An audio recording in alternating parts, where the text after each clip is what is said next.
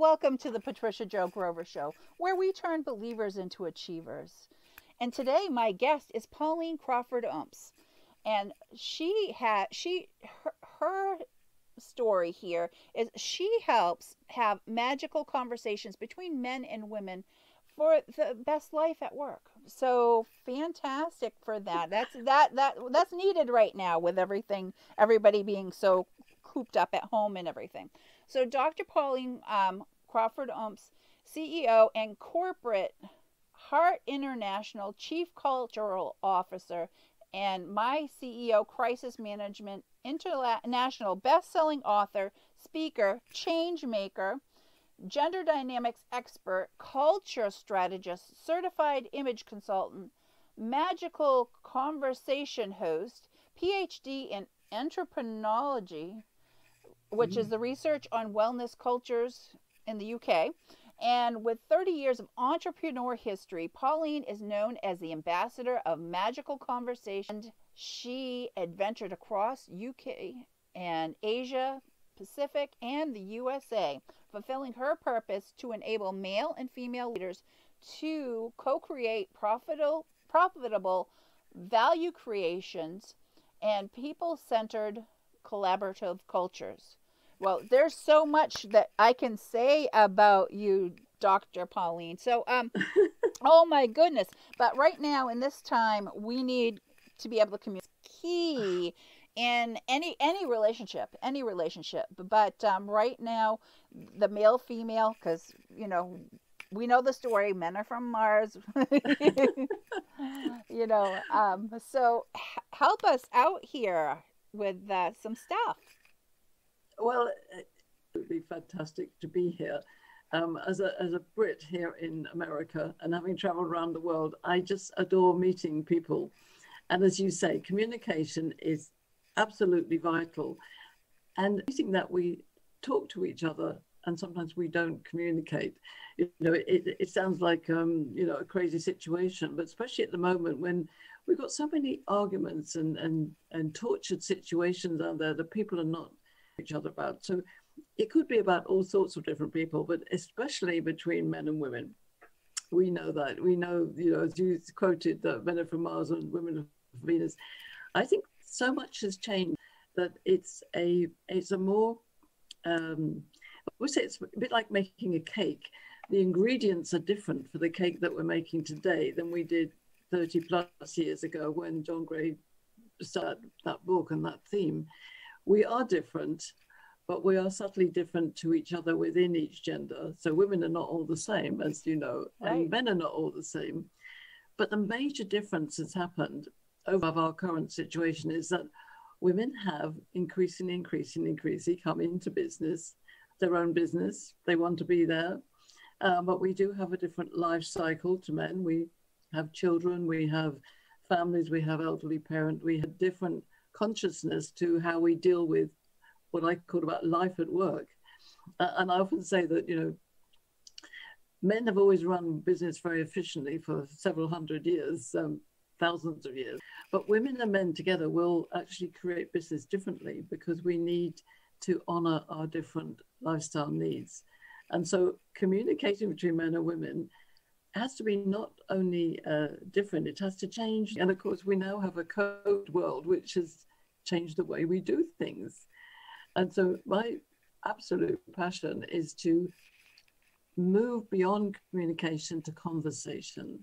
So I see the idea of magical conversation is that it's a way of really tuning in to somebody else. It's not just the words, it's the whole energy. Listening. It's listening to the other person, right? Yeah, and it's also between us. Even on Zoom, there's an energy. And if we recognize that energy, we can enter into a much higher level dance. It's almost a dance of life. Of course, we know in a partner dance, there's always, in fact, almost a male and a female, even if two women dance together. The dance is who's leading, who's following, what's the subtlety of the shift. And so I have had enormous experiences and fun living and working in different parts of the world. So I can share more about that. But the fundamental is, do we wish to create a future and do it together, Right. and move through the arguments that have been around. And although I focus on business, business is about life, so it's always about life. You know that, don't you? Right. And again, this is a great topic to have right now. So, let me just ask, do you find, or have you found in your studies, does it make a difference how long couple for their communication styles, or lack of even attempting to properly Yeah. communicate? I think one of the challenges um, too wrapped up in what is the normal, and of course we've had this big change of the normal, but we can get to not maybe ask the questions that we should ask when things are changing. If you're with somebody for 10, 20, 30 years, things will change. It's not necessarily the relationships are changing, but you change. You may go from having young children, then they're older, then the children go, and maybe you're in business or you're not in business, or in business together. I think what we need to be is watchful, mindful, and recognize that any day we wake up and say, feeling, to be really honest with what is coming through. And that's where, with going back to men and women, we have a different biological lifestyle. And that's not necessarily that all women have babies, but even biological stream of, in puberty, in the middle of our life, the midlife, in our mature years, as I now reach, there are different hormonal things going on. How aware are we of ourselves within a relationship? And I think it's very important not to second guess anybody, even the person you think you know the best. And that includes relationship with our children, because Right. of course they are changing rapidly. And I think many parents have that empty nest syndrome. It hits them really hard because they suddenly think, what do I do now? I'm dealing with my own change, and also my children are gone. But this is life. This is how to experience. And I think, so back to your question, longevity can be a danger because we get stuck in habits. And of course, COVID has thrown all our habits out of the window. And in many ways, I think it makes us reassess, what is it about life? So is it life at work, life in the family? Life is precious, and it changes every day. So you could say that the first challenge is how do you communicate with yourself? Oh, that is a good point. That is a good point. I often, I don't so much anymore, but husband, because if we were sitting and just being quiet or whatever, there was always something going through my head. It doesn't, I've always have something. But when I ask him, honey, what are you thinking about? And our joke has become, he will just say frozen waffles. He's like, I'm really nothing, and I'm having a hard time understanding. How can you not be thinking about? How can there not be any thoughts in your head? But that's just the way it is. He's like, I'm just enjoying the moment and the time, and I'm just watching the show or whatever, and there's nothing. He said, no, yeah. It is a classic joke in many presentations about men and women, but there is some very fundamental biological and neurological evidence. So they have done many studies, and this may change over generations, but many studies where they do scans of brain, a male brain and a female brain. What you find is that the female brain lights up in lots of different places, and the male brain lights up just one place. Oh, okay. So if you think about it, they study it listening to a piece of music, because music will light up the scan. Right. But if you think about it in terms of a conversation, the music that the women are saying, which is chatter, chatter, chatter, chatter, chatter, chatter, chatter, chatter, and they're going, yeah, right. and naturally they always laugh about the nothing box, but it is there. And what it is not necessarily nothing, different type of thinking. So it's in general, and men are not all the same, but men in general are either or. So this is yes or no. Are you asking me a question that I need to answer yes or no? A question that Okay. I need to find a solution for. And one of the trickiest things that men have to deal with is that, and I was laughing with one of my male colleagues in the crisis management, is that many men believe that when a question is exiting from a woman's voice and it says big question mark at the end, they're supposed to not only answer but give them a solution. Oh, to be able to fix it. Okay. Okay. But as we know, women ask questions which sound like they want a solution.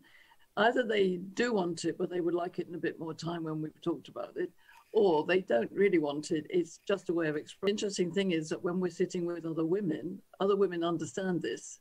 So it never comes up as a problem. Right. So men can often watch a group of women and go, I don't really understand what's going there. What?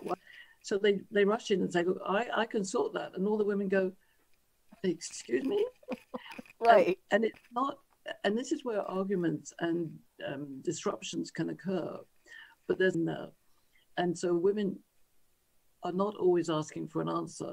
And men have to judge whether or not, is it the time I need to do the answer or is it not? Because if they don't do it at the time they do want the answer, they'll be defaulters as well. And so I said to this colleague, there's a simple solution. You just need to ask. As deliberate as, oh, I'm hearing a question. Is it something that you want a solution now or not at all? I mean, even if it's as simple as that, it's actually better to do that than make an assumption. That's true. That's true. And I honestly want to know if you're thinking about anything. Is there anything rambling through there? That's all. And I just have to laugh because again, it's something. It's our joke, and he said he'll just say frozen waffles. So there you go. Well, the other part of this, Patricia, which may help, is that generally, and I've studied this over my lifetime, but officially last 30 years, men tend to think about topics. So when you engage them in conversation, it's very often about a topic: sport, money, business, could be intimacy. Okay. Whatever it is, it's topic centered. Okay. Whereas women tend to talk about how does that. So if we're talking about sport, how does that relate to the fact that we're supposed to be going to my parents next weekend? And he's sort of going, no, it's just about sport. Right. Okay. And I share this with so often is that when we really understand this, we have to understand it from a head level as well as a heart level, because it's what is occurring. It doesn't mean to say that men are less caring if they're doing things the way we are, and vice versa. And I think in a world which is getting so polarized and argumentative, we really have to understand there's so many layers to this, and ask. Right. And say it genuinely. Right. And those are good points, because again, right now, we're hearing the rates of domestic violence going up, and alcohol consumption, and just being, so many people on pins and needles, not knowing what's going to happen with the world, what's going to happen with the economy, with businesses closing and people losing jobs and all that stuff. So there's a lot of extra stresses on that people are able to communicate in their own household with their spouses, as significant others, is it's a big thing to be able to pick up some good tips. And of course, because we are also working in the home environment, even if we're on a Zoom call, and I think we're not going to go. We're never going to go back to this full-time working out in an office business. Right. I think there's going to be a shift to at least half and half the week. There's much more commonality to be working from home. And in many ways, what we need is some natural boundaries and discipline. And I saw a really interesting article the other day, which was about appealing to men in business, that actually there were many, many women now more available for business because they could through Zoom, and the kids can be in the next room and they're not having to worry about childcare. Right. And they're not having to worry about who's looking after them. Do I have to go and pick them up? So actually it frees up, but it's a mindset change, because there are some reports which say, oh, COVID is going to be really bad for women being in business. I disagree. I think Exactly. it's actually it's a mindset shift that has been our need to have families and have this life at home and life at work. We don't have that separation now. They can be in the next room, and as long as we you know, you might have to get grandma to come and look after them or something, but or Right. put the dog in the bathroom. You know, this is a 2-hour meeting. I'm on the screen. I'm not going to be interrupted when I quit Right. you. Right. Yes, fantastic. And that is so, so true. So let me ask you, what do you see as a way for people to continue to have better conversations and get feel that they are getting what they want and need from that other person? I think it's very much understanding who we are and how we are in relationships.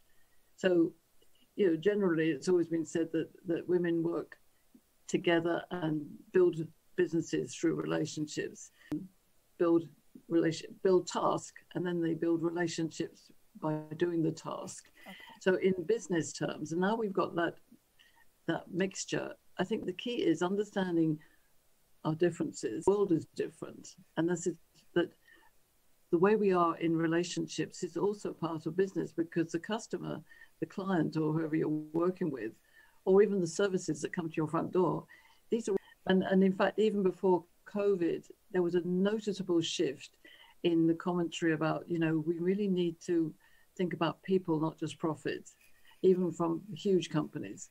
Now, whether they knew, that's not the question, but and I think, Patricia, this is for 3 reasons. Since the turn of the century, we've had massive change on technology. We know that, you know, we're doing things in ways. We have massive change in entrepreneurship, especially in women wanting to have flexible careers or running their own business or multitasking with their families and that. And the other thing is that shifting demographic. So nowadays, we all need to be out there.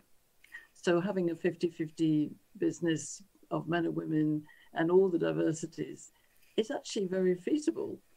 But for a world which was very, very run by men, and it's not putting a damper on men, it's just saying things are different. And I love the word synergy, because I talk about real synergy 2021. Synergy is all the bits of the cake. So going back to the cake analogy. Yes, I want to hear this. Are we making a fruit cake or a sponge cake or a red velvet, or, you know, or in my country, a Victoria sponge, which my mum made. But you put different ingredients in. You choose the ingredients to suit the cake, to suit the people who are going to eat it. You make sure you follow the instructions, you stir it, and you have to put it in the oven at the right temperature. Otherwise, that won't work either. So this is about really thinking about who are the people in your environment, in your family, in your business. How do they all interact? They won't all interact at the same rate. And I have a very simple exercise, which is if you take all your significant